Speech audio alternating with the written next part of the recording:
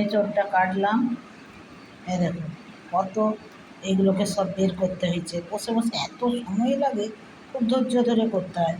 আর দেখো এগুলোকে কালকে করবো বলে এই চিকচিকির মধ্যে সব রেখে দিলে এই টাটকাই থেকে যাবে।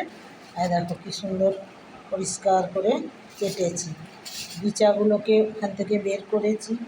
এই যে বিচাগুলো, হ্যাঁ, এই বিচাগুলো খেতে খুব ভালো লাগে, নরম নরম, একটিও ভতা থাকবে না। তাহলে সুন্দর পরিষ্কার করে আর একদম সুন্দর করে করেছি, এগুলোকে কেটে রেখেছি।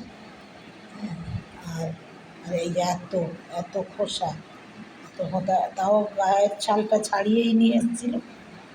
হ্যাঁ, এইগুলো এতগুলো হলো, আলু তো দেবো না, হ্যাঁ, আলু দেওয়া যাবে না, এমনি করবো।